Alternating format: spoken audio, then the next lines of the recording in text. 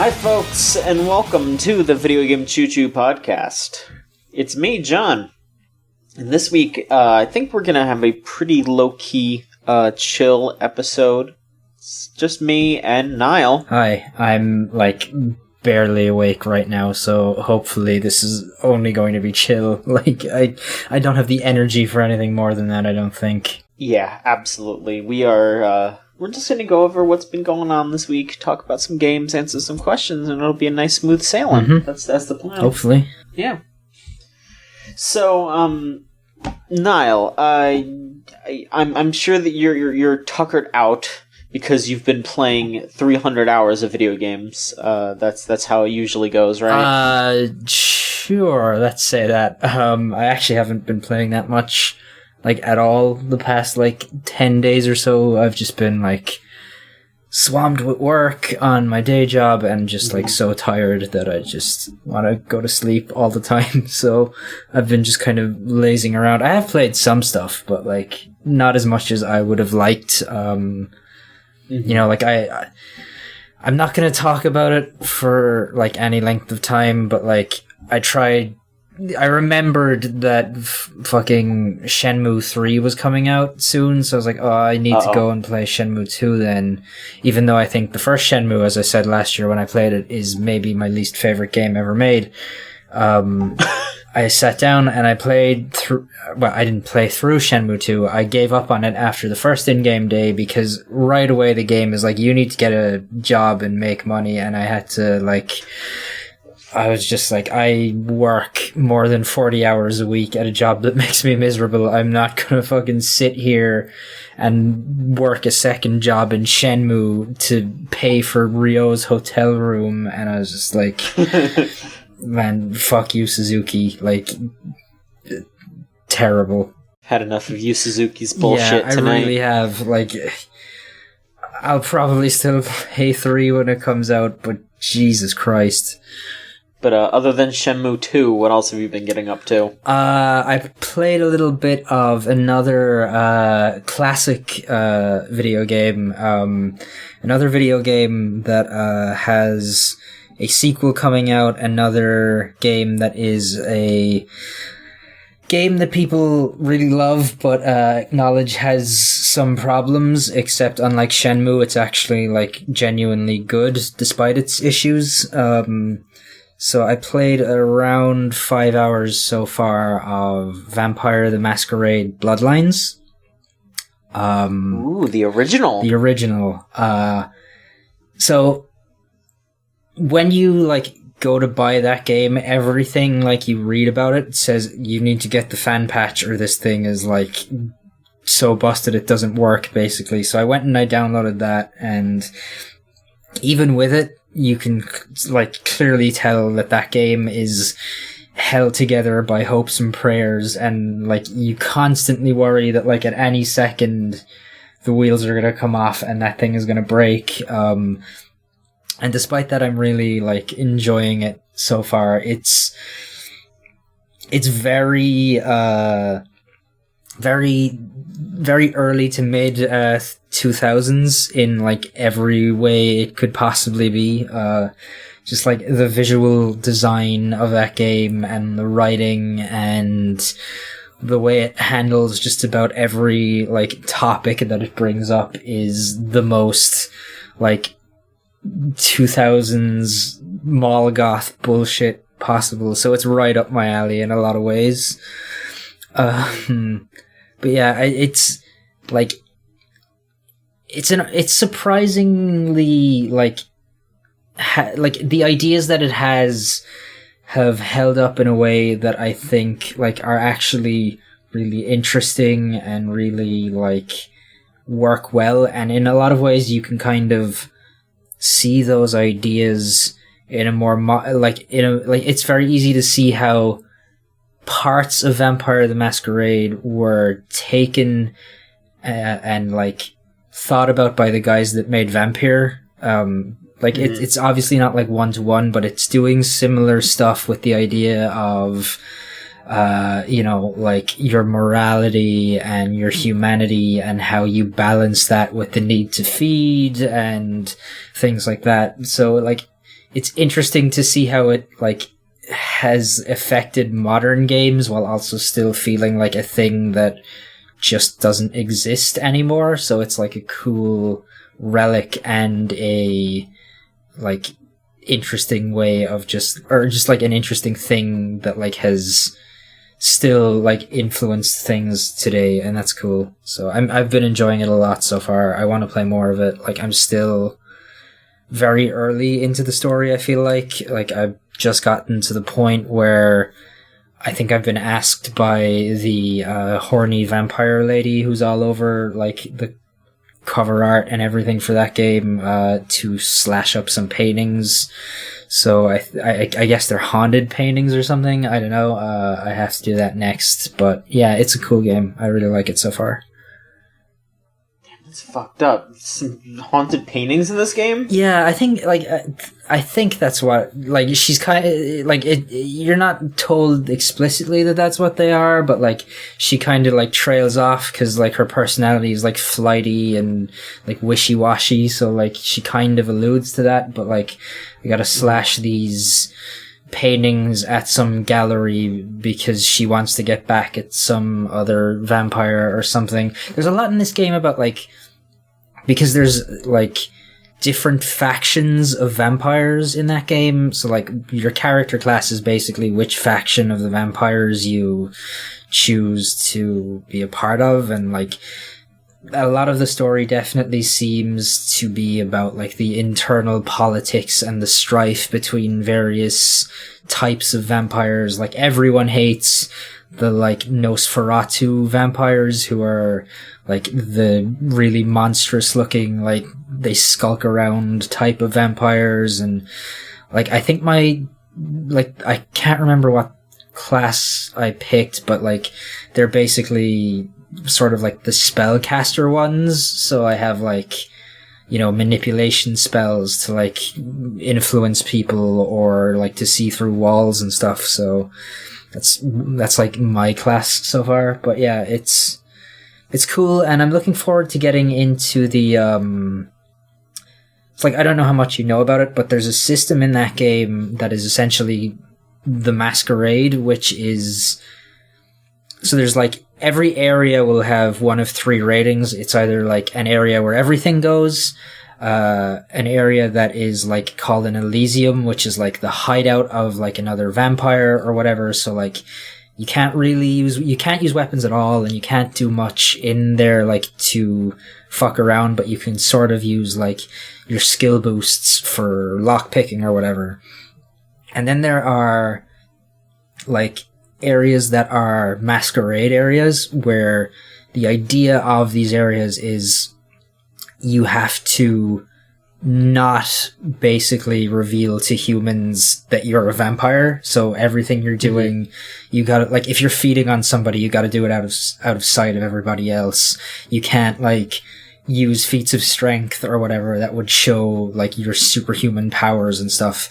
And if you break the masquerade a certain amount of times, you get a game over, and basically, like, the politics of the underworld of vampires are revealed to the humans as you break the masquerade, which is, like, an interesting concept. So far, they haven't really, like, put me in a position where I've needed to really even think about it, but, like, I am only a few hours into it, so we'll see where that goes. That's the kind of thing I really hope that they delve into more as the game goes on, and that I'm sure the sequel is probably going to have a lot of like, fun with, because it certainly seems like the kind of thing that back in, like, 2004 or wherever was, like, an interesting and, like, novel approach, but I don't know if it's really going to take any kind of form other than, like, you need to feed on people out of, like,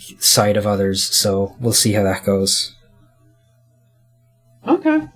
That does sound neat. And it's surprising, like, how advanced it is for an older game. Yeah, like, it definitely has a lot of ambition and a lot of things about it that, like, feel like they weren't really being done at that point in games. And, like, I just kind of wonder, like, was it too early for even them to do this?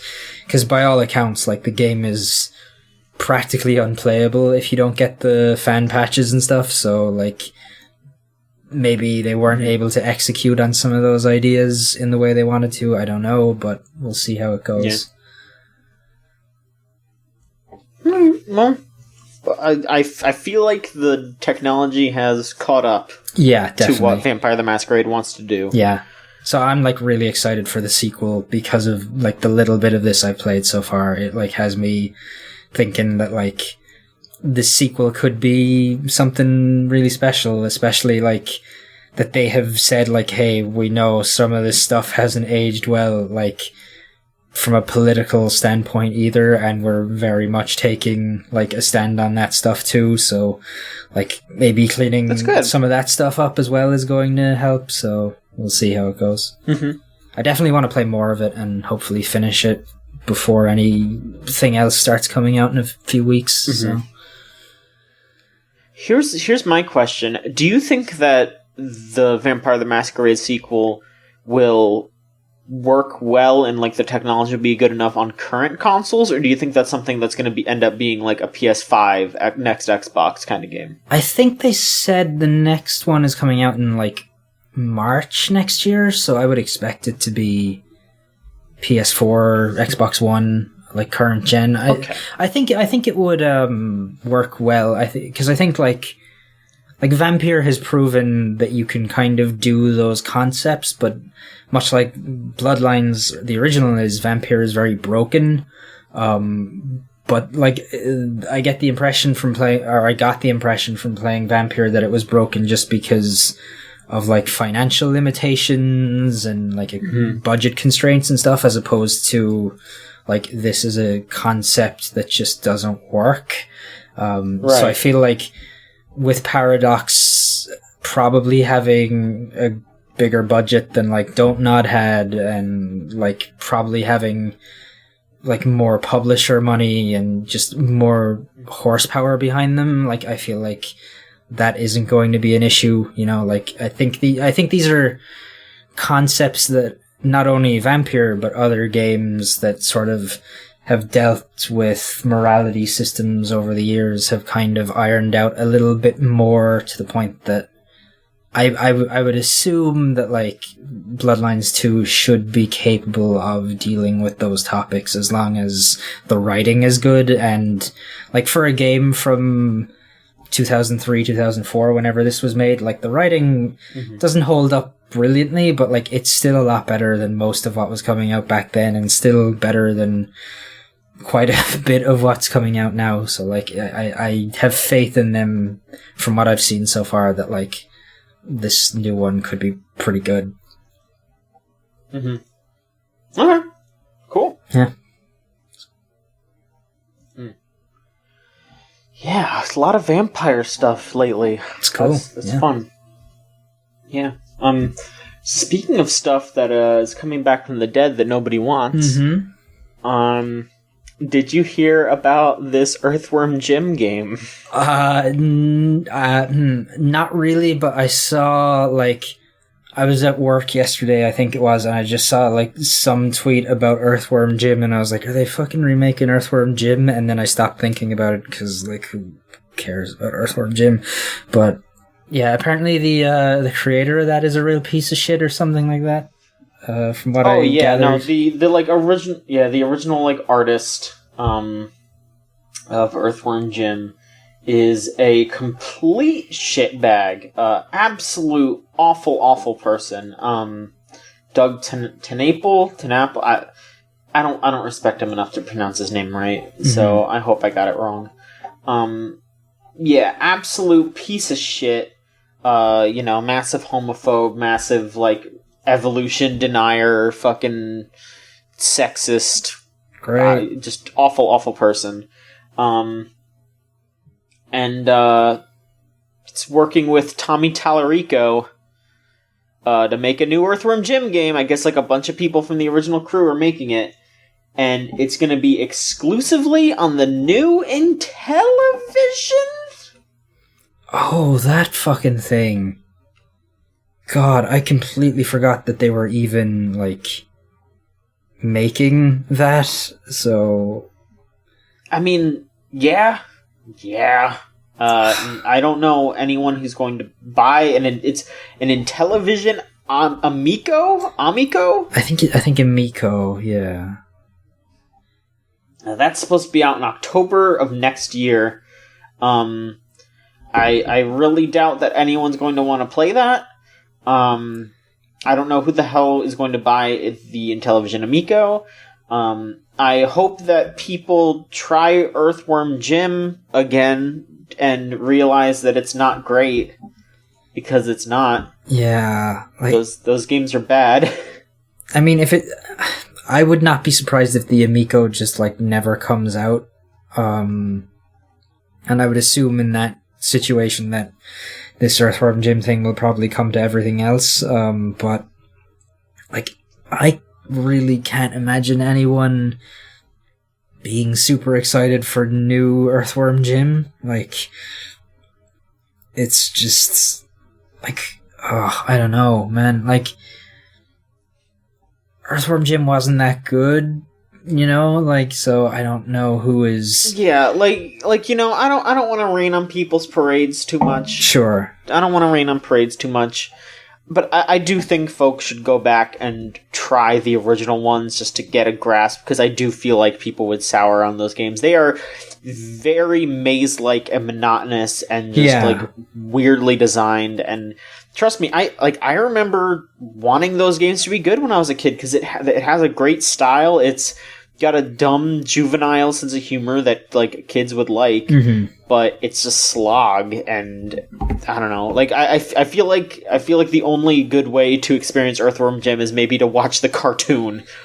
Yeah, I remember really liking the cartoon when I was a kid, but like I'm just sitting here being like, of all the games that Intellivision could be investing money in, like, to bring to this Amico thing, like, Earthworm Jim of all of them is just such a weird pick to me. I just can't get past that. Like, I'm gonna make a little guess that nobody else wanted to do it, and nobody wants to work with Doug TenNapel anymore because he's a piece of garbage. And so it just kind of went from there, where they were like, hey, you're a desperate sleazebag that needs money, and we're a desperate console maker that needs games, so people will buy this thing. Let's talk. Yeah, maybe. It just, like, I had gotten such, like, the impression that they had given off with this Amico thing was that, like, they had their heads on straight and they kind of knew what they were doing, but, like, this shows, like, a real sort of lack of just foresight and understanding, I think, of what's going on, or like what people want. So I don't know. Maybe I'll be completely wrong.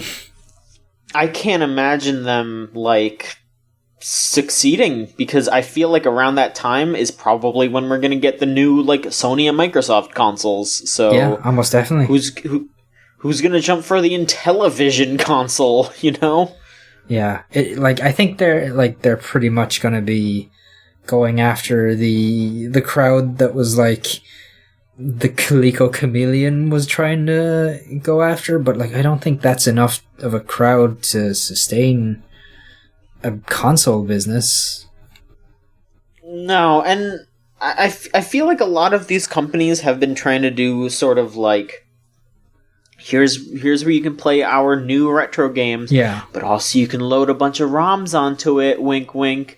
And that's just not going to fly when there's A, much better emulation software out there, and B, there's really good, like, up-resers now. Well, not even just up-resers, like new consoles that can not only play ROMs, but can play actual carts. Like, you know, you have all these, like, analog games. You have the Polymega. You have all these games that you can, like, just put actual physical media into and it'll still work. Or you can upload ROMs onto it and, like, load more cores onto it, and boom, you can play whatever the hell you want, and it's gonna work perfectly fine on your computer or your TV. Like, there's so many options already that are gonna probably be far better than whatever this Intellivision thing is. Yeah, I mean, you can do that on your phone now for most things, you know, like, if you want to play old Intellivision games, your phone can probably do that just fine. So, like, I don't know, like, it's, you can buy a Raspberry Pi. Yeah, you know.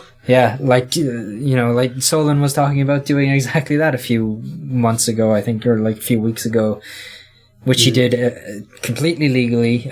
We have to say, Solon has never committed a crime, but like, yeah, I also have a Raspberry Pi that I built, and it took like 10 minutes to put it together, and, you know, it plays everything perfectly that I wanted to play, and like, and it cost me much less than an Intellivision is going to cost, so I don't know.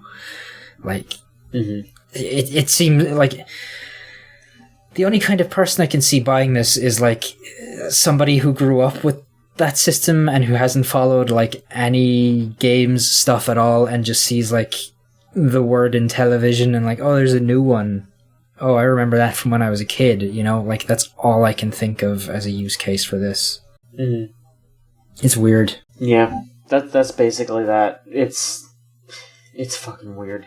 But, yeah, if you are for some reason tempted to look into that thing, don't do it, because if fucking Doug TenApple's involved, you shouldn't be giving that piece of shit money. Like, you might as well be donating directly to, like, anti-LGBT charities. And secondly, if you do have any kind of nostalgia for Earthworm Jim and it's tempting you, maybe I should check out this new one, just download the old ones. Just don't give them any money. Yeah. Niall, what else have you been up to lately? I played a game called Sigma Theory, which is in early access right now. It's pretty early, but I think it has potential to be an interesting game. It's a turn-based strategy game, and the basic idea of it is that like, this new scientific breakthrough has been made called the Sigma Theory, and now, like, you take control, like, of one of, I think, 8 different world powers who are trying to use the Sigma Theory to build up the ultimate technology and ultimately, like, basically become the masters and rulers of the world. So you do this by, like, you recruit a team of 4 agents at the start of the game, and then based on their skills, you have to find and locate scientists who are working for the other countries, and basically convert those scientists to you, like get them to switch sides, and then you gotta, like, exfiltrate them back to your place, but then, like, you've got all these internal politics, and you're dealing with, like, the other, like, countries and, like, the people running the Sigma / like, CIA type operations for other countries, and you're, like, making deals to try and keep the peace so that you don't go to war. And, like, you've got the doomsday clock, which you're trying to keep down, while you're also trying to, like, do international subterfuge to recruit scientists from other countries. And it's, like, it's interesting in a lot of ways, but it's also right now very basic and very simplistic and very unbalanced. Like, each, you see, basically at the start of the game, you get, like, a list of the different agents you can recruit, and you have to convince them to join your team, and each agent, like, has a defined personality with, like, a rating in their intellect and strength, as well as, like, they'll have character traits. So somebody might be, like, proficient with firearms, or they might be loyal, or they might be weak-willed, or whatever. And so, like, what you find out pretty quickly is that the agents as they are now are, like, super unbalanced. So some of them are completely useless, and some of them, like, you want on your team all the time. There's a handful of agents in the game that are called elites, and you can only have one elite agent in your team of 4. And your agents can, like, get discouraged and leave and, like, defect as well, which is a thing you gotta be, like, constantly trying to keep them happy. But, like, of the elite agents, there's only one you ever want to take, which is an agent called Espoir, because she's got, like, almost full stats in both strength and intellect, but she's also, like, martial arts expert and in, like, exfiltration expert and, like, like, the best at, like, avoiding like, enemies when she's trying to get people out, and, like, she's basically, like, perfect in every way, and you can't lose with her ever. So, like, you have no reason to take any of the other elites. And then there's, like, characters who or like, other agents who, like, are, like, any character that is, like, weak-willed, if you take them, they will defect, like, immediately. Like, as soon as any one thing goes wrong, they'll just be like, I'm fucking out of here, see ya.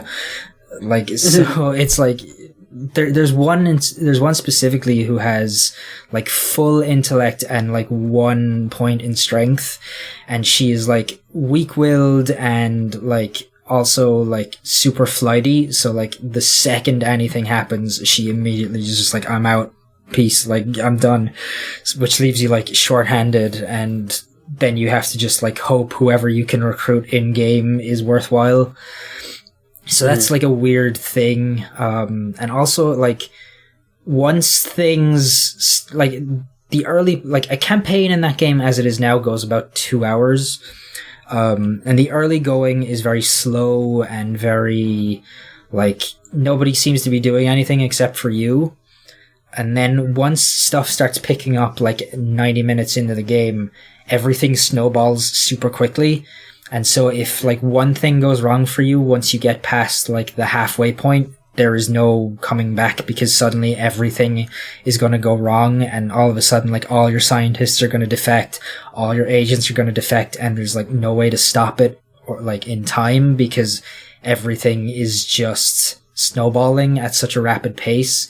So they definitely need to, like, work the balance of that out a lot. And also, like, there's a bunch of factions that are not allied to any country. Like, there's, like, the Chinese Triad, or there's the, like, World Bank, or, like, some weird religious groups or whatever. And they'll, like, come to you looking for you to, like, help them out. And if you don't immediately help them, they'll just, like, steal one of your scientists and bring them to some other country. So there's no reason that you should ever not help them, because it fucks you, like, irreparably, as far as, like, actually winning the campaign. But there's so many of them, and they're constantly making so many demands of you, that there's, like, you both have to do everything they want or they'll fuck you, which also means that, like, you have to stop doing the actual things that you're trying to do, which in turn also fucks you. So, like, like, this starts happening, and then everything starts snowballing, and you're just like, okay, there's, like, so much need for streamlining and for more choice in the game. There's also a weird spouse system. So, like, you pick a country, and then it's like, okay, now you've named your character, picked your country that your like, allegiance is to. Now you gotta pick a spouse. And for some reason, like, so the spouses you can pick from are the other agents in the game, but you can't pick a spouse for some reason who's allied to the country you're playing. So, like, if you, like, say you're playing as Japan, you won't be able to pick a Japanese spouse. You can only pick from, like, the UK or US or France or Turkey or wherever, which is weird, because then they're all of a sudden, like, allied to you, and all the other, like, agents are from different countries, but they're, like, allied to you anyway, and it's sort of like a weird thing where like you're supposed to be like Espoir is supposed to be a French agent, but for some reason you're like playing as Russia and she's now like Russian for no reason that they like explain well, and it's just bizarre and like it basically seems like they've put out like a very basic version of how this campaign is going to work and then gone like, we'll figure the rest out as we go in a way. So it's kind of messy in a lot of ways. But I do think like if they can add more narrative to it and make the spouse stuff like actually work as anything more than like, we're gonna take this one agent out of the game that you have picked as your husband or wife and like make the balance better and slow things down to the point that like it makes sense, then I think this could be a really good like turn-based strategy game. But as it is now, it's just kind of messy in a lot of ways, and I hope that they can figure that out. Yeah. Okay. That's interesting. Yeah. I hope it gets better, because like I've kind of been following it for the last year or so, and then when it came out on early access, I was like, I gotta finally try this, and like I can see the potential in it. It just has a very, very long way to go to get there. Let's see here. I have been mostly playing the games that I've been playing before. You know, my Ace Attorneys. Yeah, all that shit. I really got to go back and finally finish Ace Attorney. I actually started, like, I'm on, like, halfway through the 4th case in that first game now, so the Edgeworth one, so, Merry Christmas. Yeah, Merry Christmas. I'm looking forward to seeing how that goes, so. Yeah, alright.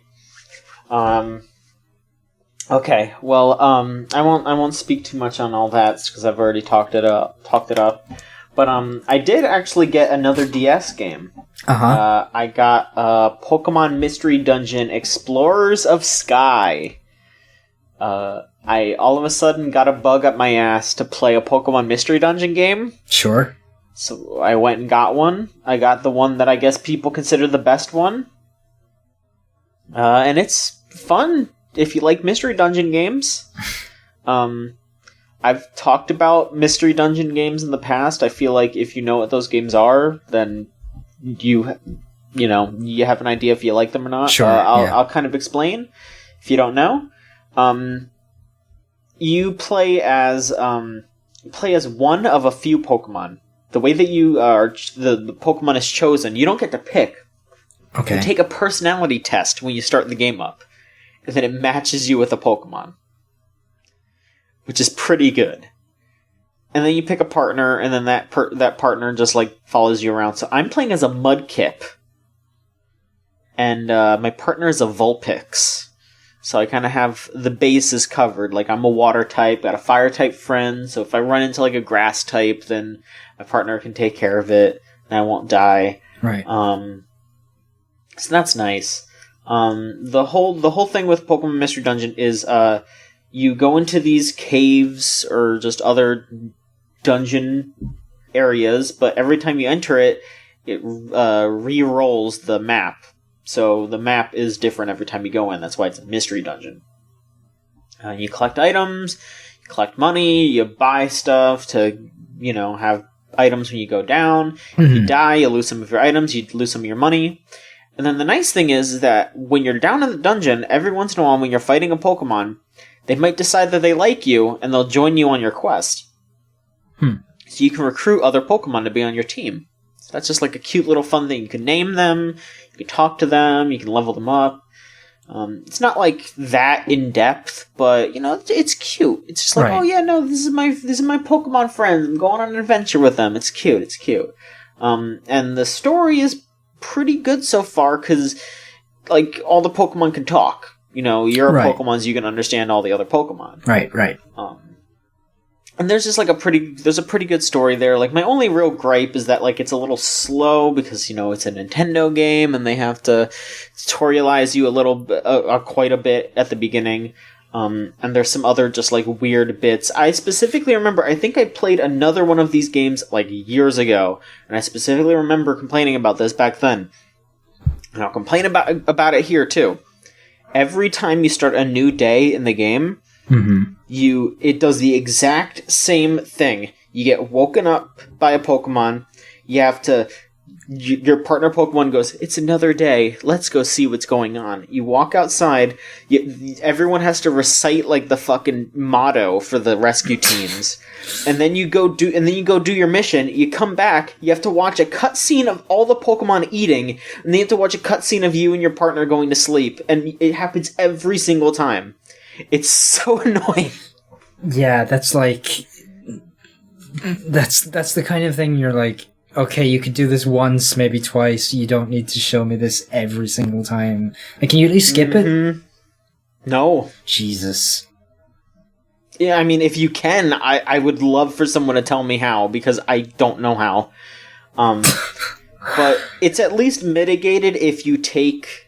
I mean, not mitigated, but it's a little less rapid, I guess, if you take a couple of missions when you go into the dungeon. Like, for example, if you can go... There's a job board, which is usually like, oh, hey, someone's lost. Go find them. Or can you escort me somewhere? Or can you deliver this item to me? Those are the regular jobs. And then there's also bounties, which is very funny because you can go down to the dungeon and fight outlaw Pokemon. And when you knock them out, they get arrested. Who arrests them? Magnazone. I don't know. And his Magnemite officers, I guess? They're cops. They're fucking Pokemon cops. Fucking... I was gonna say, like, how could a Pokemon be a cop? But now I just remember that, like, in... What little I remember of Pokemon, there was the, Chansey or whatever was, like, the nurse Pokemon. Yeah, so, Chansey's the nurse. Yeah. Officer Jenny, the police officer, she has, like, Growlithe. Oh, she does, I guess, yeah. Yeah. God, yeah, okay, yeah. I forgot that Pokemon can have jobs other than, like, Mr. Mime, so that's, like, They're just like partners to people working. Like, like construction workers in the Pokemon world will have like Machop and Machoke to help them carry shit. Like they have that stuff. But in the Mystery Dungeon world, I think the Magnemite and all that are just that because they looked at how Magnemite has like the red and the blue on its magnets and they were like, that kind of looks like a cop siren or something. That's what I'm guessing. Right, yeah, probably. But I don't know. It's just really funny that Pokemon can be arrested. Yeah, like what does a trial look like for a Pokemon? Like, I don't know. Who's judging? Who's putting a Pokemon on the stand and just being like? Actually, now that I think about it, I can picture Mr. Mime on a stand being questioned about things he's done, so but like that's ridiculous. That's kind of awesome. It's really good. But yeah, you can actually take on multiple jobs for a single dungeon, and then you could just go down into the dungeon and clear all of them. So it's just like, oh hey, there's an outlaw on floor 4, there's someone missing on level 5, so you kill the outlaw, or not kill him, you knock out the outlaw, then you go down another floor and rescue somebody, and you just do all that until you run out of stuff in that dungeon, and then you could just leave, and then you get a bunch of items and stuff after you do that. So it's cool. It's just like it's a really good just like risk reward kind of thing too, because if you're like running low on items, if you're running low on health, it could be like, do I want to go down another level and like try to find this guy, or should I just leave the dungeon and come back? And there's strategy to it. And then there's also like boss fights that you can have with like legendary Pokemon. That's cool.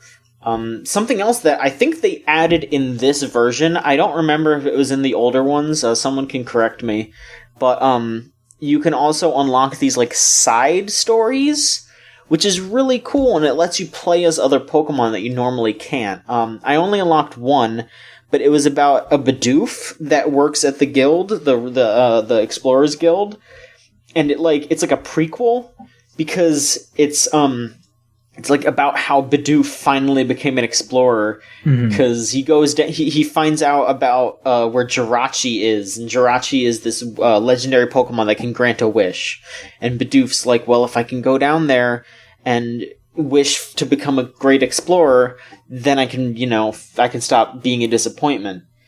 And he goes down there with this other Pokemon, but it turns out that Pokemon is a thief. And him and his cronies try to attack Bidoof, but then all of Bidoof's friends come and save him, and then they let Bidoof finish the dungeon, and then you meet Jirachi, and you actually have to fight Jirachi, because Jirachi is asleep, and when Jirachi's half asleep, then he does weird shit, so you have to beat him up until he wakes up, and then Bidoof's like, I don't actually want to wish to be a great explorer, because then I wouldn't have worked for it. I want to wish for new friends to go on adventures with, and then it's implied that Bidoof's wish actually brought you and your partner to the team. So it's oh, look at that! Oh, how cute! I don't know, it's cute. It's fun if you like dungeon crawlery RPGs, but not the not like a wizardry kind of thing. It's just It's kind of turn-based, but it's more about, positioning, because it's an overhead view, and you're, walking around, and then the other Pokemon will, come and walk up to you, and you have to, figure out, do I want to, throw an item at them? Do I want to use an attack that can hit them from afar? Do I want to lower their stats? There's a lot of options. And it's fun. There's a good amount of those games, too. So I'd recommend checking out some of them. Basically, what people told me is that Explorers of Sky is a good one, and then the one on the 3DS, Pokemon Super Mystery Dungeon, is a really good one. And then I think the other ones people don't really like, but I'm not as well versed. The Mystery Dungeon games are a hole in my Pokemon knowledge, but I'm enjoying what I've played so far of Explorers of Sky. So there you go. Yeah, it sounds cool. I've never played one of those games, but they always seemed just these interesting, weird little side things to Pokemon, more interesting than just the standard RPGs that they put out. Yeah. So. Yeah, they're different enough where even if you don't like the mainline style of gameplay, I still think it might be worth a look. Just to see if you enjoy that kind of gameplay, because it is very different, and it's way harder. It's way more difficult. So if you're the kind of person that is looking for a legit challenge, Mystery Dungeon will give it to you. They're one of those games, because there have been Mystery Dungeon games before and after the Pokemon Mystery Dungeon games, but I think that type of game, the Mystery Dungeon game, they were, I think, the originator of those dungeons where you go in and they strip you of all your levels and all your items, and you just go in there at level 1 with nothing, and you have to level back up and get items from it's that kind of thing. So yeah, there's a lot of good shit out there in that game. So I'd recommend it. Cool. So, is there anything else you wish to discuss this week, Niall? And any crazy fucked up shenanigans that have occurred? Well, if you want to talk about things that are fucked up, let's talk about fucking Sonic the Hedgehog, and then because that fucking Sonic from that trailer he's a nightmare. There's no other word. I hate him. I absolutely understand where you're coming from there. He's kind of fucked up looking. I hate it so much. Okay, the Pokemon in the Detective Pikachu movie at least sort of look like things you could identify as Pokemon, or as Pikachu looks like Pikachu, and Mr. Mime looks like a creep, and Lickitung looks like... As he should! Yeah. Lickitung looks just a penis that's sucking on another penis. But, Sonic just, it's like they took a little man and they like covered him in fur and he's a small man. Yeah, it's so creepy looking. And I know everyone's like made a big thing out of the teeth, but like Jesus, the teeth and the eyes and I just don't like looking at it. And like I don't think the movie looks any good either, but like oof, Sonic is just that shouldn't be allowed. And I know that like the director has been like, listen, we're gonna fix this, but I don't think you're ever gonna make it Sonic. It like short of just being like, here is the like Sonic that we put in Sonic Boom or whatever, or just like a regular Sonic, you're not gonna make fucking Sonic look in any way acceptable in a real world scenario. It looks really bad. It's real creepy. I don't like it. Yeah, and it's the fucked up thing is like that ties into our continued coverage of, hey, people keep getting subjected to crunch and it's awful. Yeah. Because it's sounding like they might be the suits are probably going to be pushing for a bunch of VFX people to redesign Sonic and put him back into the movie. Yeah. Even though how much you want to bet they had a perfectly fine looking Sonic design and those same people were like, oh, that doesn't look real enough. We can't use it. Almost definitely. And like honestly, from what that trailer showed and just like how all over the place that trailer was, I don't think changing Sonic, like what Sonic looks like, is going to make that movie good. Because I mean, I'm trying not to be too judgy. I think it looks like a kids movie, and I think it looks inoffensive for what it is. It's a little weird, but like I like to bring a little bit of less negativity onto the Twitter.com, and I know that I don't want to be imposing. I understand, but I do also just feel like I feel like any design that they use for Sonic isn't gonna make the Sonic fans happy. That's also true. Like, yes. Like this isn't me trying to be like to Sonic fans, because like y'all get enough shit as it is, but Sonic fans are also an extremely fractured bunch. Like, there are people that like original Sonic, that like Sonic Adventure Sonic, that like Sonic Boom Sonic, that like the comics, that like there's so many different facets of Sonic that there is no way that you can actually truly grasp an entirety of Sonic in one thing. So there is no way that everyone's going to be happy with a design no matter what they do. Yeah. So their efforts in redesigning this it's just to try to do a PR spin, and it's just they're gonna be forcing these people unless, which some people had this conspiracy theory, which is really funny and like you hope it's true only for the fact that if it is, then there won't be an insane amount of crunch. There's like a conspiracy theory going around that the trailer Sonic design isn't the actual design, and it never was. They just made that design for the trailer and made it look shitty on purpose, so when they show the actual design that's going to be in the movie, people will like it more.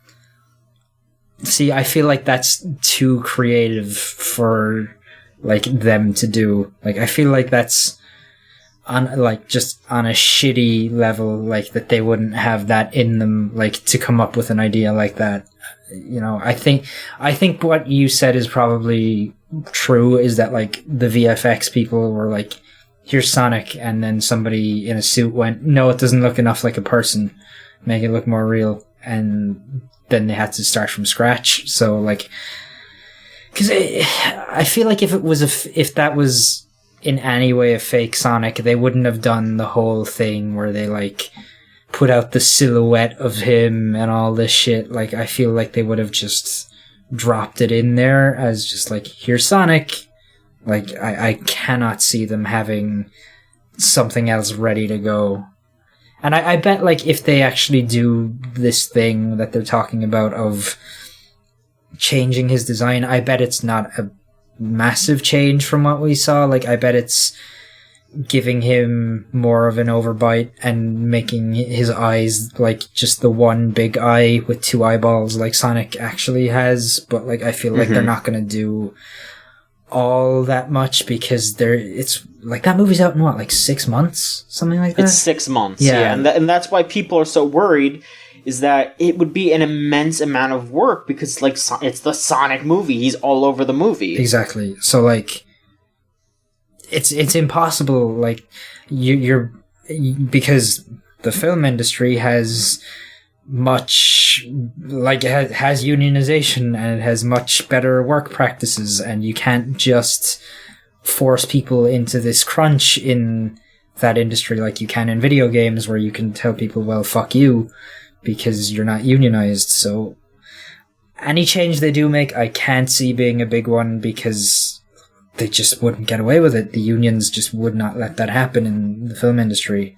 At least that's what I would assume and hope. So I think from what I have seen people say, the VFX section of the film industry is one of the only ones that is not properly unionized. So fuck, okay. That probably explains it. Yeah, maybe. In which case, that really, really fucking sucks, because somebody is going to really suffer. And it's not worth it. It's never worth it in any situation, but to make somebody basically have to... because you're basically having somebody redo the entire movie in 6 months. Mm-hmm. And that's just not acceptable, so... It's not right. It's not right. So, yeah, I mean, I am hoping that enough people speak out, and that if they do end up going through with this, that they push the movie back. Yeah. That would be the right thing to do. Like, if you want to have these people do this, give them a healthy amount of time to do it, and pay them correctly for the work. That would be the correct thing to do. But, you know, I guess we'll find out soon, because there definitely is enough of a push on, like, at the very least, like, if Twitter is going to make enough of a fuss to have them redesign the character, then hopefully Twitter will raise enough of a fuss to push the movie back and make sure that people aren't suffering for the art. Yeah, I hope so. Mm-hmm. Yeah, I guess we'll see. I'm probably gonna see Detective Pikachu, because that's out soon, right? Like in the next couple of weeks. It's like in the next few weeks. Yeah, I'm the big Pokemon fan, and Mewtwo is in it, so I kind of have to see it. But I don't know. That movie seems okay. It doesn't seem like it's gonna like blow my socks off or anything, and all the reviews are basically just like, it's good. It's okay, it's watchable, so I don't know, it seems like something that I could just go with some friends and just, eat some popcorn and have a night out. That's kind of all it needs to be, right? Is just good enough. Exactly. Like, it doesn't need to be the next great movie, it just needs to be fun. No. I'm not expecting Detective Pikachu to have anything to say about the human condition, Pikachu looking straight into the camera and just, like, having a fucking 20-minute long monologue about what it means to be. Yeah, oh god, yeah. Fucking David Cage's Detective Pikachu. That motherfucker's been on Twitter and saying some real stupid shit, and I'm not gonna get started on David Cage. I'm not gonna... Yeah, we shouldn't get started on a lot of the shit that's been going on Twitter lately. Yeah. Fucking Randy Pitchford being Randy Pitchford. Yeah, fuck him. Yeah. If he's worried about how Game Informer's fucking him over, I hope more people fuck him over, because he deserves it. Most of these people do. Did you fucking see that tweet the guy who used to voice Claptrap made? Yeah. Where he was like... he was like, I'm not Claptrap in this new game because I asked to be paid and suddenly they couldn't afford me. Maybe they should have taken that like 12 million payment that they got from 2K and put it into Gearbox's bank account for a change. And I was just like, oh boy. Mm-hmm. Oh boy.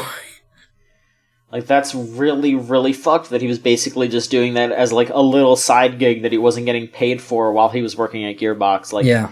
You know, say what you will about Claptrap, but, like, dude was one of the most iconic parts of that series, and he was doing it, like, pro bono. Like, yeah. Fuck that.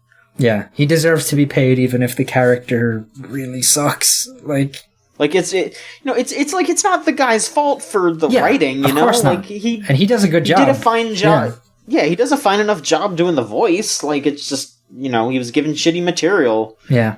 But between, like, them suddenly being like, no, you want money, so we're not going to pay you, and the implications he's making about certain things that Randy Pitchford has been accused of on multiple occasions before, like, it's just... Oof. And we can't talk about Randy Pitchford again. Like, I can't do it. Yeah, like, let's move on here. Oh boy, I'm just like looking at the list of things that we can talk about this week, and it's all just fucking business bullshit that nobody cares about. It's a bummer. Like, there's been a lot of bummers this past few weeks, and it just keeps getting worse. I could talk about Valve's new VR headset that nobody should give a shit about. Like what? What's... It's $1,000. It's $1,000! Who wants to buy a fucking... Oh, I mean, I shouldn't ask who wants to buy that. Who listening to this podcast wants to buy an $1,000 VR headset? If you do, patreon.com/VGCC. Okay? Yeah. That's all I'm going to say. We need that money more than Gabe does. We really do. Yeah, it's just like, I don't fucking know what even to talk about it. It's gonna have field tracking with long range, wide field of vision. Like, what the? Are the games good? Probably not. No. Okay. But John, Valve are making a game for it. It's coming out this year. Isn't that exciting? Said that they're not releasing any of their big franchises, it says, so. Yeah. Artifact VR. Can't wait. Yeah. That'll save the game. Ricochet 2 in VR. Alien Swarm VR. Oh, God. You remember that one? Yeah. Oh, God. Day of Defeat 2. Great. Those are all the weird Valve games. We ran through them. And then the other thing is just, like, Epic bought Psyonix. Yeah, and there was, like, weird stuff about them maybe taking it off Steam, and then they were like, we're not taking it off Steam, and everyone's like, oh, but you're probably going to take it off Steam. Rocket League, I mean, they're going to take off Steam, because that's what Psyonix make. Yeah, this is just a weird thing. Yeah, I don't know. I mean, I guess all I can hope is that the Rocket League team isn't fucked over in any ways, because all the talk out of Epic is that they're super crunchy. Yeah, that, like, Epic sounds like it's hell to work at. Mm-hmm. And knowing what they've done to some of their other games, like shutting down Paragon and, like, putting a halt to development on certain other things to focus on Fortnite, like... You wonder if that might if Rocket League development is going to be slowed down a little. I don't think it will be. I think Rocket League should probably be okay because it still seems to be doing really, really well. I haven't played Rocket League in about 9 months, but I think that's a really, really good game. Like last I played it, like they were rolling out very Fortnite-esque battle passes for that thing, so maybe like they're just gonna ramp up the crunch on those, because Rocket League doesn't patch all that often. I think it really only is patching these days mostly with these new battle passes, so maybe they're just gonna make them grind those things out even faster, which would be a bummer, but I don't know. Like, it's going to be interesting to see what they do with it. I hope that game survives, and I hope the people working at Psyonix survive and aren't just, like, turned into Fortnite content factory, you know? So, we'll see. Psyonix, you have time before you're fully acquired. Before you're fully acquired. Get the unionization done now before they can boss you around too much. Just do it now. How big is Psyonix? Wasn't it, like, super small? This is 132 people is what I'm seeing on this Polygon article. Huh. For some reason I thought it was, like, 25 people. Maybe it was Yeah. Yeah, they must have hired a lot more people, I'm guessing. Yeah, I mean, Rocket League was, like, a huge, unexpected success, so, you know, I guess they probably, like, had to upscale after that. Yeah, it's still really funny. Sometimes I'll go to, like, my local, like, big box store, like a Walmart or whatever, and I'll see, like, I'll walk by, like, the Hot Wheels section, and it's a lot of fucking Rocket League cars. They just have Rocket League cars with the Hot Wheels cars. Like, Hot Wheels does Rocket League diecast cars. Right. That's crazy. Like good for them, I guess, but hopefully their success doesn't lead to their downfall, as it often occurs in this industry. As it has for so many others. Yeah. Well, I don't want to end on too many bummers, so I think real quick, I just want to mention something kind of silly that also occurred. Bloodstained Ritual of the Night got its release date. It's coming out June 18th on everything except for Switch, and Switch is June 25th. Not really sure what the wait is. I know that, like, I think the Switch version at some demos was running a little weird, and they said they were going to fix it by the time it came out, so, I mean, I don't really know what, like, less than 10 days is going to do for that, but, if it fixes it, it fixes it. But the funny thing is during the trailer where they showed the release date, they also showed how the graphics improved, and the graphics did very much improve. The graphics look very nice now compared to the old stuff. But they actually showed a bunch of negative comments in the trailer where people were just saying, "Oh, this looks like shit," or "I hope this plays," or "It looks like it plays well, but it looks like garbage." Like all this, like all these bad comments of people saying, "Oh, this looks bad." Specifically, someone said, "Oh, this looks like poop." And so in the trailer, when they were doing like the compare and contrast for the old and the new, it was like, this is the poop version and this is the new version. So they were like full on admitting, yeah, this didn't look great, but now it's gonna look better. So I'm happy that they actually listened to fans. I'm hoping that the game is as good as it does look to be, because it does look really good. Yeah.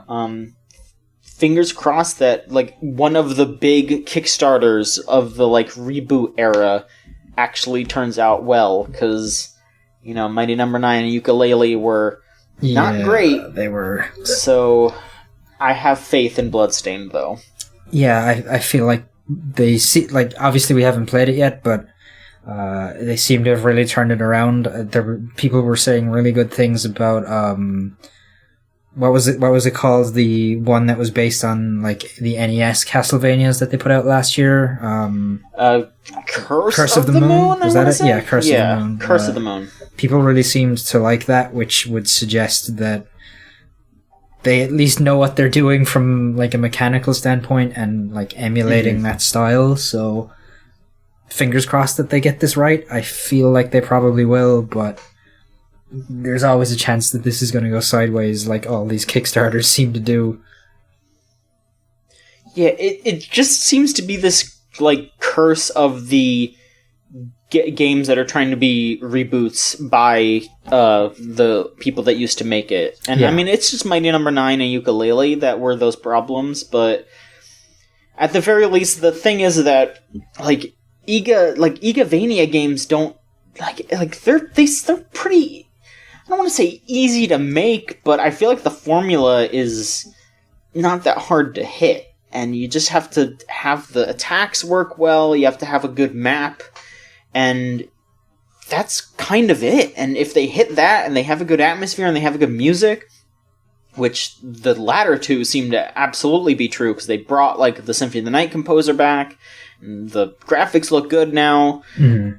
I think it should be fine as long as it doesn't play like shit, and it seems like it'll be okay. So, I don't know. I feel like at worst it's going to be mediocre, which is a lot more than you can say for a lot of those other games. Yeah. Like, I feel like saying, like, oh, Kickstarter games are bad is, not true, because, like, fucking Shovel Knight. That one's also, like, aping on the old school style, and Shovel Knight's amazing. So, just kind of have to... It's more about, trying too hard to be something that hasn't aged very well, also.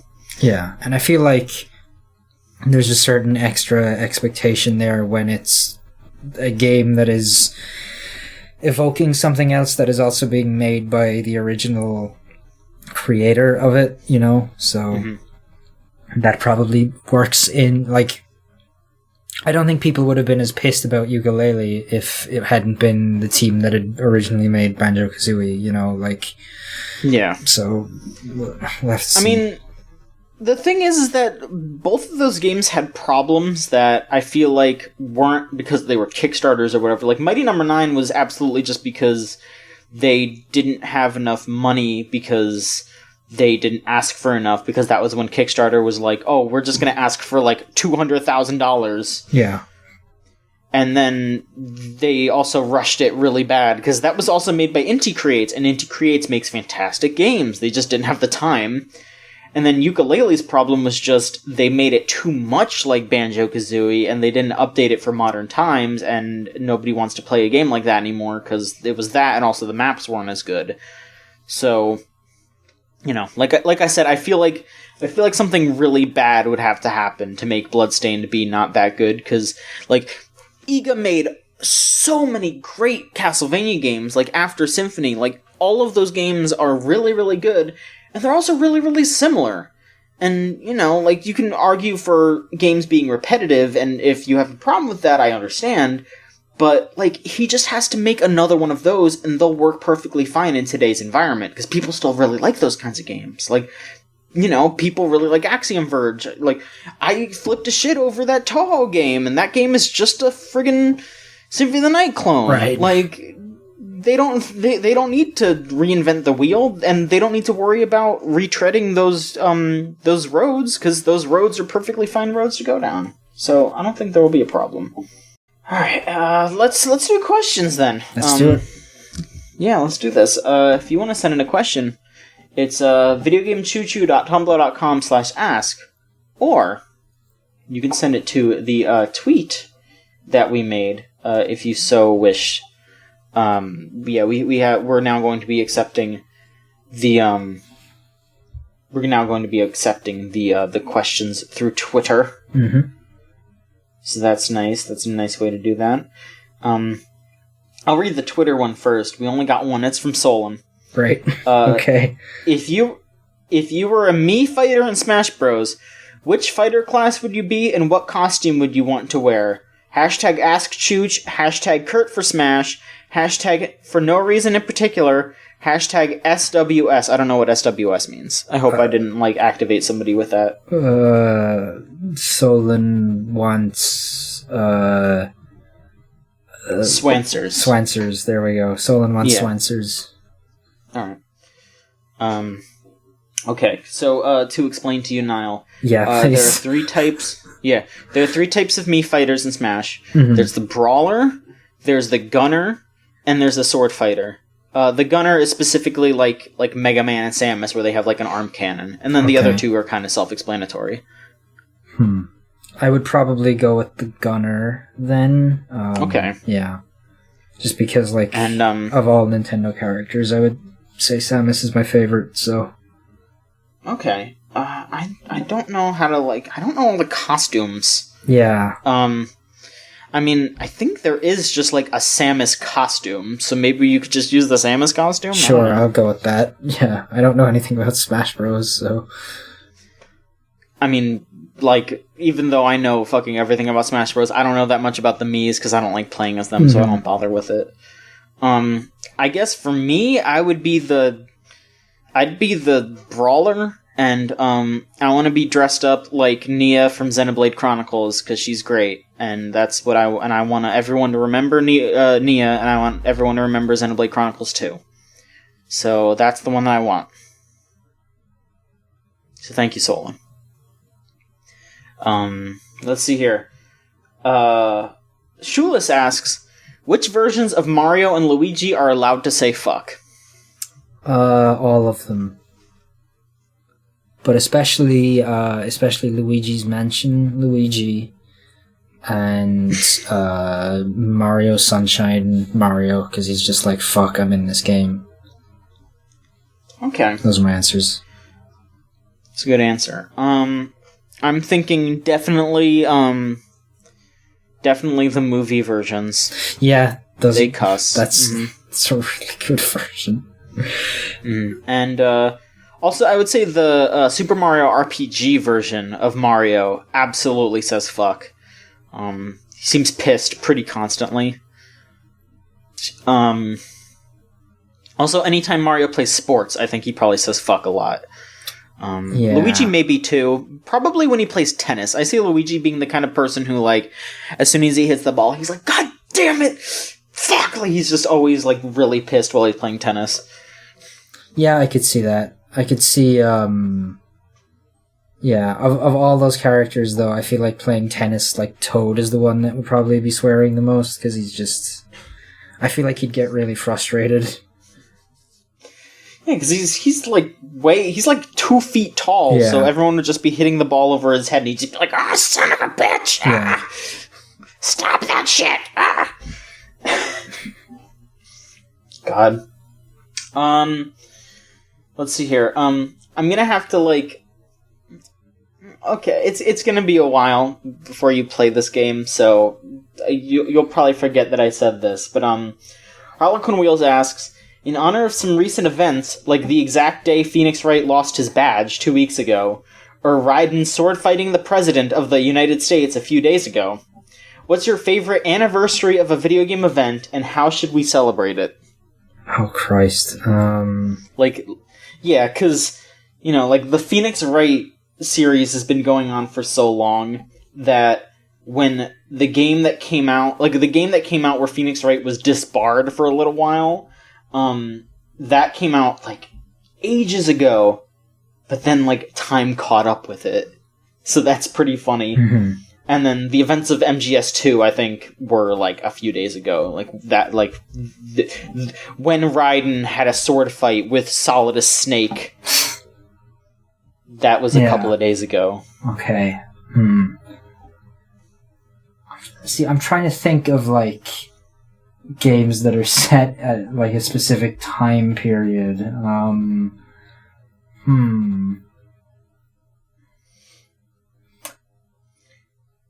I feel like we should celebrate the anniversary of Millennium Tower blowing up and the streets being showered in, like, yen. God, yeah, that's a good one. Because that's also the day that Akiyama got his fortune and he was able to start Sky Finance. Yeah, yes. Exactly. I feel like they should go out to whatever the area of Tokyo Kamurocho is based on. Just go to, like, the tallest building, some Sega suit, like, dressed like fucking Kiryu, and just toss money off the... It doesn't even have to be real money. It can be like when they drop the fake money for Okada in New Japan, just, like, throw fake Kiryu dollars out onto the streets. Yeah.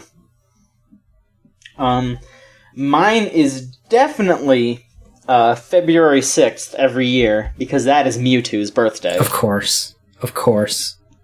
It's gotta be Mewtwo's birthday. It's his fucking birthday. He turned 20. I think. Well, no, he turned 23 this year. So he's 2 years younger than I am. Just kind of fucked up to think about. But yeah, I mean, The way that they say it in the game is weird, because in Red and Blue, they straight up say that Mew gives birth to Mewtwo, which, Mewtwo is like 4 times as big as Mew, so, I hope not. But, I don't know, I mean, the Mewtwo is a clone in canon, so, you know, they cloned Mewtwo from Mew. That was when he was born, though. So that's my pick. Every year, we all have to respect Mewtwo. February 6th, everyone's got to play as Mewtwo in Smash Bros. And every time you do the Shadow Claw forward air, you have to say, thank you, Mewtwo, happy birthday. Every time. That's the celebration. I hate that. I hate that. You don't have to like it, but you still have to do it. Century Punk asks, if you were isekai'd into the Romance of the Three Kingdoms Warring States period of ancient China, whose body would you want to be Scott Bakula into? Assume Dynasty Warriors levels of wuxia. I looked up what wuxia is. I made sure to pronounce it correctly. You know, I didn't want to be wrong there. I feel like if you're gonna go with like Dynasty Warriors level of just like in any fucking way, you kind of gotta go with like Lu Bu. You gotta be Lu Bu. Yeah, Lu Bu. I'm trying to remember the name of the character I played a lot when I tried to play Dynasty Warriors. I'm like looking up to see what his name was. Okay, I played a lot of Chow Yun when I played that, so maybe him. He's the guy with the big spear. I don't know. It's tough to like sit here and be like, Romance of the Three Kingdoms. Who do I want to be from Romance of the Three Kingdoms? Really. So once like Robin is like, oh, assume it's like Dynasty Warriors. I'm just like, okay, who's fun? It was fun to be in Dynasty Warriors, or who is Lu Bu? My answer would have to be Zhuge Liang, because of course everyone wants to be him. Sure. And that would also just be like a 2-for-1 combo with the Fate Grand Order references too, because everyone wants him in Fate. So I would just be like the most popular boy in school there. I should have known there was like some kind of Fate bullshit involved in this. There's plenty of like Romance of the Three Kingdoms characters in Fate, but I mean, you know.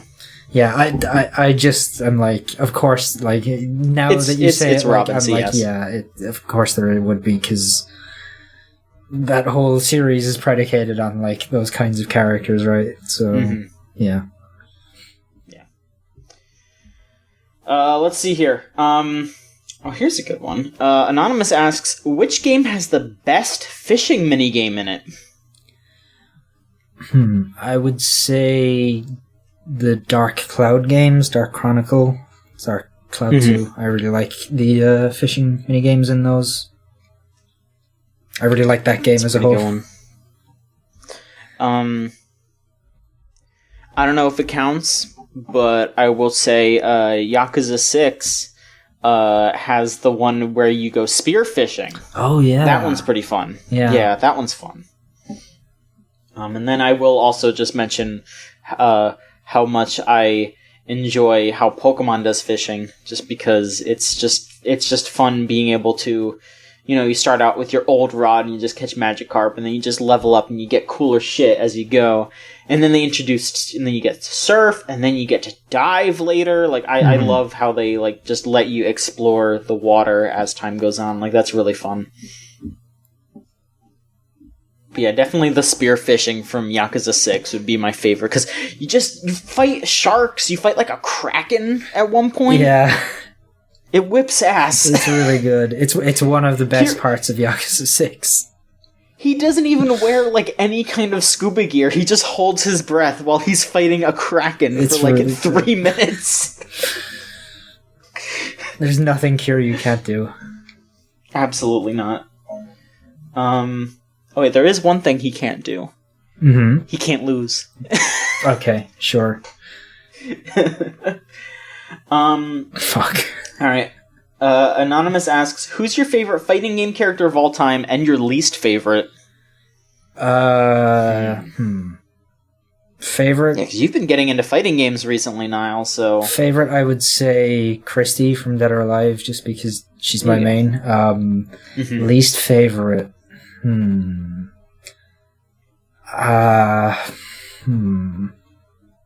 See, I haven't really played enough fighting games to have a massive knowledge of a lot of these characters. I'm just trying to think of people I absolutely hate.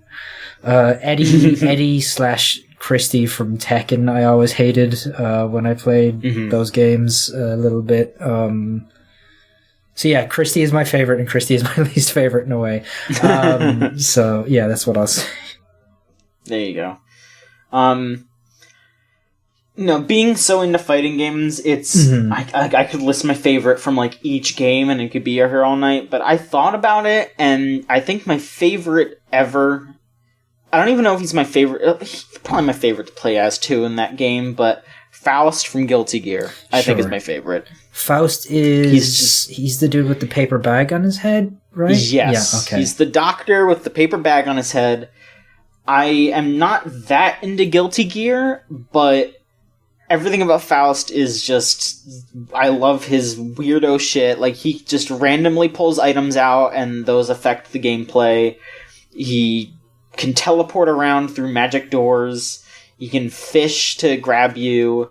And his, instant kill is that he does anime plastic surgery on you and just gives you big anime eyes, and that kills you somehow. God. And he also has a move where he gives you a prostate exam. So, Faust is just out there doing what he's got to do. Yeah. What's the name of the guy in Guilty Gear again who plays billiards? He throws the billiard balls around. Venom. Venom, yeah, that's who I played when I tried that game a few years ago. He was fun. I liked that Venom's cool. I liked that his instant kill was just he plays pool and he sinks all the balls and you die for some reason. Because he turns you into a ball. Yeah, it's really silly. Very good. And for least favorite, God, I don't know. I mean, you just think of all the cheap characters that are pieces of shit that I don't want to think about, any SNK boss. Yeah. I just don't want to think about them. There was that one Mortal Kombat game where Shao Kahn was just super fucking bullshit. Was that MK9? Yeah, that was 9. Yeah. Oh, you know who also sucks is fucking Maxi from Soul Calibur. I hate that motherfucker. Yeah. I'm just gonna give the fucking the bad design award to what they did to our boy Akuma in Street Fighter V. That's gonna be my least favorite award because Akuma's one of the coolest video game characters of all time, and then they made him look like a fucking bad Cowardly Lion cosplay in Street Fighter V, and it's just what the fuck? What are they doing? I don't remember at all what he looks like in that game. It's just, they just gave him this huge, he looks like a lion. He has a huge mane for, no reason. It looks like shit. It's nuts. Let me look this up. I have no idea why they did that. Let's see. Akuma... Oh, yeah. Okay, now I remember. Yeah, he's really bad. He looks really silly. It almost looks like the hair is coming out of his neck in spots. It's really strange. It's I don't think Akuma's gonna be a neckbeard, but, I guess Capcom knows better than I do. Yeah. But yeah, I don't know. I mean, I don't hate too many characters, and because, unless they're super cheap, unless we're talking about, fucking Ivan Ooze from TMNT Tournament Fighters, there's something to every character. I like to... Yeah, he's the character that is, banned from all the tournaments because he's so good. You can't beat him. Weird, I don't remember him at all from that. But, I also haven't played that in, 15 years at least. Yeah, I thought that game came out way before the movie did. I don't know. Either way, I might be saying the wrong TMNT fighting game, but you're saying TMNT. Was it? You mean like Power Rangers, Teenage right? Mutant Ninja Turtles. No, but like wasn't Ivan Ooze a Power Rangers? Was it Power Rangers? Ivan Ooze was a Power Rangers character, wasn't he? I might be mixing it up. Okay, yeah. I'm either saying the wrong franchise or the wrong character. Okay. It's one of those franchises has a character that's like the boss from the movie. I think it is the Power Rangers game. Now that we were saying that, okay. I think it is the Power Rangers, and then it is Ivan Ooze, and I think he's so cheap that he's like incredibly banned because I think like he had like most of his moves are unblockable, and he floats off the ground, so you can't like do any mix-ups. Like you can't hit low, you can only hit high. So if he blocks, you can't hit him. Right, yeah, that must be in the Power Rangers game, because I don't remember that at all or like a character being like that in TMNT. Mm-hmm. Yeah, that you're right. It was Power Rangers. That's Ivan Ooze. Or like Pet Shop from JoJo, which is actually very similar. It's because it's a bird, and so because it's a bird flying, it can't block low, so you just don't hit anything. Yeah, whatever. One last question. If you want to send in questions, remember it's videogamechoochoo.tumblr.com/ask, or just tweet them at the tweet when we post it every Friday. Anonymous asks, they make an Avengers-style anime/cartoon where gaming's mightiest heroes join forces against the powers of evil. What 6 characters are on the initial team, and who's the villain they face? Let's see. I feel like the villain has to be like the AVGN or something like that. I mean, if it's going to be the AVGN, then it's got to be like Dr. Jekyll / Mr. Hyde, Bugs Bunny, Jason Voorhees. God. The Power Glove. Just the power. Fucking the Game Glitch Gremlin. That really terrible CGI Aladdin or Genie or whatever. The nerdy turd. Yeah. The shit pickle. Nerdy turd. It sucks so much. It's the exact same joke. It's the same joke. Oh boy. Okay. Alright, I mean, if it's just gaming in general, I would think it would be like Mario and Master Chief are like the 2 obvious picks for the 2 consoles. And Sonic, so that's like the 3 easy ones. I feel like Geralt would probably be in there, probably Kiryu. Geralt would be a good one, sure. I mean, if we're talking about like who we want to be in there, that's a different story. Sure. Because if we're just talking about like what the committee would pick, it would be like Mario, Master Chief, Sonic, fucking like Mega Man, Snake probably. Yeah, Snake and like Nathan Drake or something. Like that's what it would be. Yeah, Drake would be. And they would just fight like Ganondorf or something. Yeah. I feel like they'd put Link in above somebody on that list, maybe above Sonic. Yeah, Sonic would join like later. He'd be like an end credit stinger or something. Yeah. But yeah, like as far as who I would pick, I would definitely put Geralt in there. Definitely put Kiryu in there. Geralt, yeah. Mm-hmm.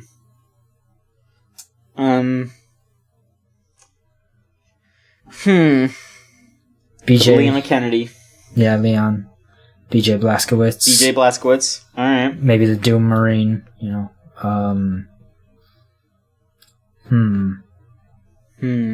Who else could you find? Good ass characters. Monokuma.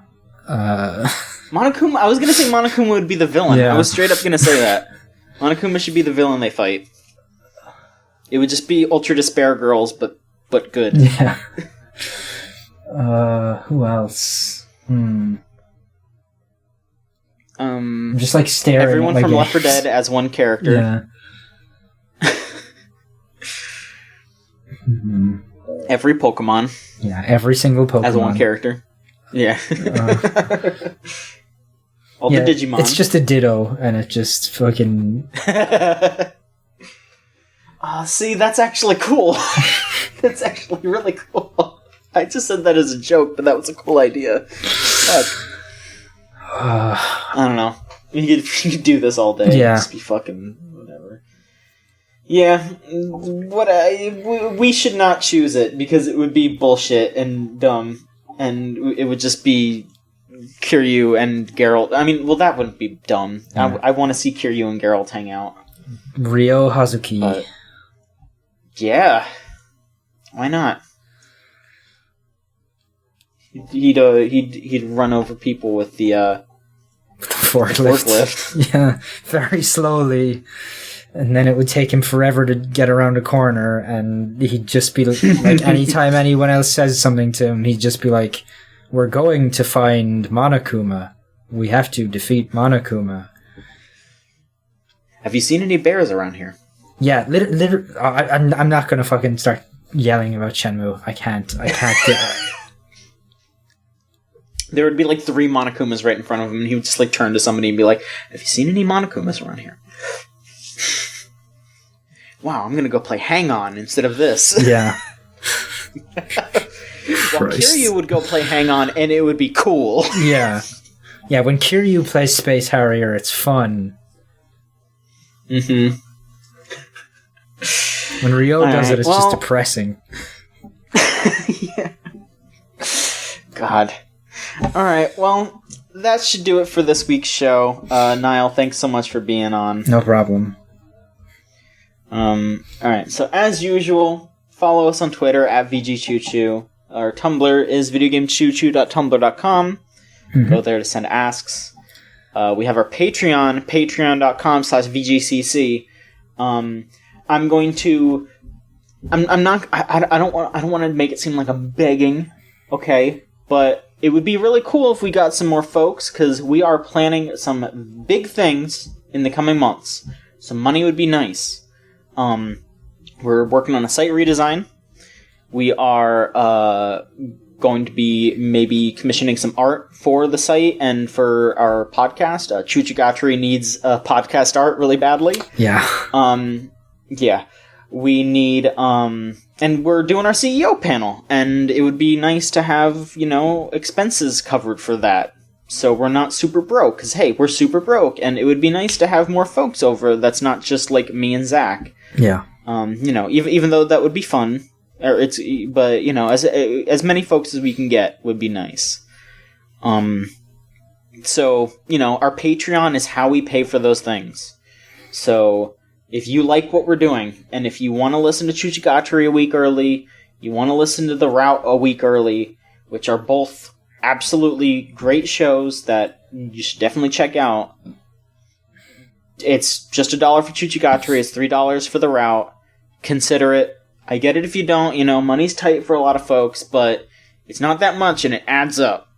So definitely consider it. It would help us out a ton. Mm-hmm. But yeah, patreon.com/VGCC. I'd like to thank Melt Channel /Magic Circle for our theme song Crush off of the album Magic is Real. If you want to listen to more Melt Channel, it's meltchannel.bandcamp.com. And Magic Circuit is on Spotify. They just released a bunch of new music. It's really good. I think they're going to be Yeah, it is really good. And I think they're going to be releasing more stuff soon. Maybe like a music video or something. Mm-hmm. So definitely check them out. I think, their Twitters, Magic_Circuit. I'd have to double check. We could probably link it in the show notes. Yeah, I'll put it in the show notes. Sure. And of course... Oh, go ahead. We just want to say, as well, we apologize if people have been struggling to get the podcasts downloaded recently. Our podcast host, Hipcast, has been having all kinds of issues. It's taken hours and hours for us to get the shows uploaded. They are apparently downloading super, super slowly, or some people can't get them at all. Hopefully things should be fixed now. Hipcast have been saying for a week at this point that it's fixed, so... It seems like it's fixed. I actually went on, day of recording, I went and actually uploaded, The Route and Chuchigatari that was backloaded, and those are all up now, so I think it should be fine. Great. If you are having any troubles, We apologize. They seem to be fixing it, so it should be fixed soon. It's not our fault, but also we're frustrated. We understand you're frustrated, so we're sorry. We definitely understand your frustrations, and we'll look into it. We'll see what we can do. And finally, if you want to hang out with us, it is thegamezone.zone. Type that into your web browser, and it'll bring you to our Discord server. We're usually in there all the time, just shooting the shit, talking about TV shows, wrestling, anime, video games, whatever the hell you want to talk about. It's all welcome, unless it's bad, in which case we don't want to bring that kind of bad shit in there, but you're probably fine. Don't worry about it. Certain kinds of bad shit are welcome. We got a room or a channel in there for that, so, Yeah, there's a difference between what goes down in the Bastards realm and bringing toxicity in. Yeah, absolutely. And we don't expect that from y'all, so don't worry about it. But that's it. We'll be back next week with another episode of the Video Game Choo Choo podcast. Thanks so much for listening. As well, I forgot. We're hiring. We're looking for... Oh, that's right. Shit. Yeah. I can't believe I forgot about that. Yeah, okay. Real quick. We are looking for some more folks to come onto the site. I can't believe I forgot about that. If you want to apply to the site, just send me a little bit of a rundown of who you are and what you are, I guess, capable of. We don't want to turn you down if you don't have that much experience, but it would be nice to see, like, writing samples or video editing samples or whatever kind of stuff that you have that can, show that you know what you're doing at the very least. But, again, if you're not that well-versed, it's okay. We're not looking for experts here. This is to bolster your resume and hopefully get you a job down the road. That's what Chooch is for. So send it to john@videogamechoochoo.com. That is JOHN @videogamechoochoo.com, and I'll look at it. The cutoff is going to be May 11th, so you have about a week until the cutoff. So get to it. And maybe you'll be in this podcast not too long from now. But yeah, we'll definitely be back next week with another episode of the Video Game Choo Choo podcast. So long.